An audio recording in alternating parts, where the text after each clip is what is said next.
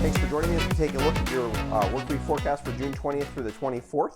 Obviously, this week includes the first day of summer, which is tomorrow, and we are definitely heading towards a more summer-like pattern as we head towards the end of the week, although we're not going to be into any real what's going to feel like oppressive summer heat that they've had so much of to our west and to our southwest over the last couple of weeks.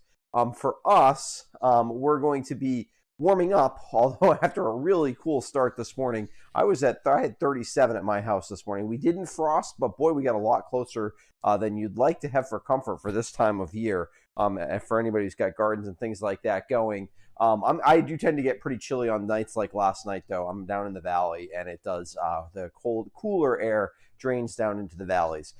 Today will be a great day, realistically, from a feel, as will tomorrow, really. So let's take a look at what's going on, though, on the overall picture. One, you can see this very strong area of high pressure that's been sort of dominating the weather pattern across most of the country for most of the last week. And you can kind of see the ridge aloft around it. That's basically been this area where there's been lots of thunderstorm activity, particularly to our west. But we have sort of been protected by an area of a trough at 500 millibars, which I'll show you in a second, that has brought the cooler air from Canada down in. And it did bring a bit of a storm that's kind of stalled out around the Canadian Maritimes that we saw a lot of clouds from on, and a little bit of rain from on Saturday. Now we're sort of, that's far enough east for us here in southern Vermont that the clouds have gone away, and we're sort of just to the west of that. And that means pretty nice weather for us. We'll be a little less breezy today than we were yesterday. Temperatures will be a little bit warmer, and really a very pleasant day. We're still very dry in terms of dew points and things like that, so it's got a real nice feel to the air. However, that will be changing. The pattern is finally going to kind of shift throughout the week. So let's go ahead and take a look at satellite imagery. And you can see it's hard to see the beginnings of it really on satellite, but you can see here we have this real dome of high pressure. You can just see how around the periphery of the high pressure, how we have these kind of areas of storminess that kind of come up over the top. They look like they're sort of headed in our direction, but then they dive south to our west so far. What's going to eventually happen, and is sort of in the process of happening now, is this ridge is starting to flop over, and the flow is going to go more zonal, which will moderate our temperatures some. Because it's not going to be a real strong ridge, we're not going to get the real warm temperatures that they've had to our west and to our south, although the temperatures will be increasing. There is a wrinkle, though. At the base of this trough and kind of this area of low pressure, which is sort of cut off at the moment, we're sort of in a cut-off block pattern. It is going to, most of the models want to try to redevelop some sort of upper level, not anything tropical in nature, but an upper level low pressure system on the base of the trough, and then it's going to kind of meander. And the question always with something like that is there's not a lot of forcing in the atmosphere. What's it going to do? Models struggle with that because it's very subtle, and little changes in the pattern mean a difference in terms of where that moves. It's going to generate a lot of clouds and some showers, and I think for the most part they're going to stay away from us here across the Northeast and across southern Vermont.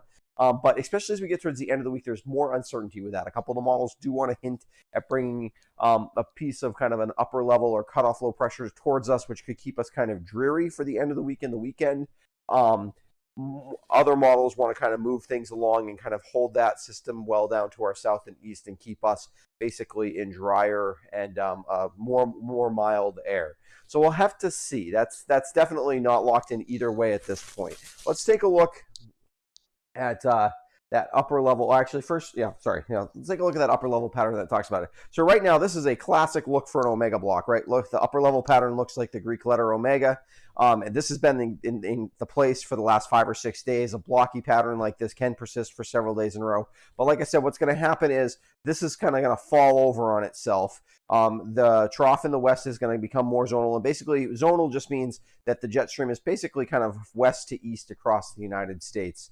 And that is the pattern that's starting to set itself up. And as that happens, temperatures tend to become more normal kind of throughout. Right now, the real heat is kind of actually located, at least in terms of the anomalous heat, is located north of the Great Lakes, actually in southern Ontario.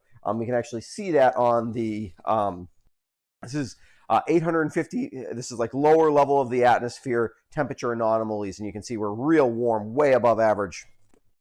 Just north of Minnesota, and Michigan and Wisconsin. However, we're still pretty warm, although it's the worst of the heat has actually moved north. It's still plenty warm, but it's kind of more typical summertime warmth for places in the deep south where they had been extremely warm before.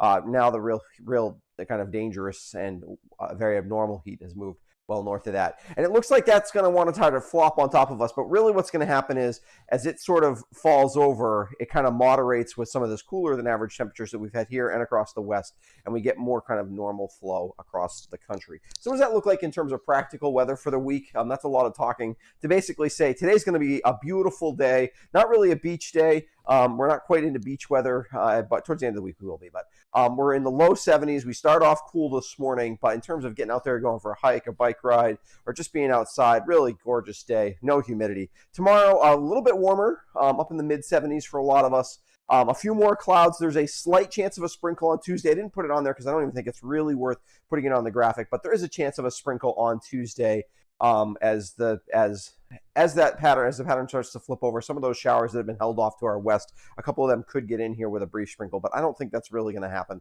for the most part tomorrow. Wednesday is the day that we do get a little bit more activity as a bit of a frontal system kind of moves through. That is the force that's driving the pattern to be more zonal. There could be some afternoon storms associated with that. The clouds will hold temperatures down into the low 70s, but it'll feel warmer because it'll be a little bit more muggy. Not real muggy or anything like that, but it will feel a little more muggy. Certainly, though, the humidity will start to come back in the air.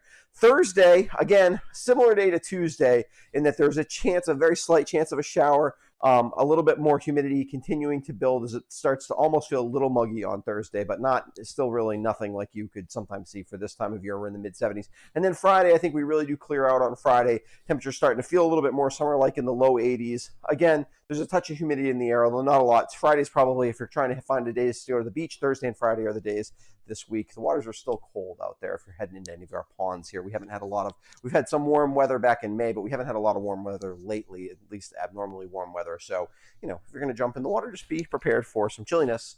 In terms of the week highlights, very pleasant weather to start the week. Best chance for a rain shower is Wednesday afternoon and evening.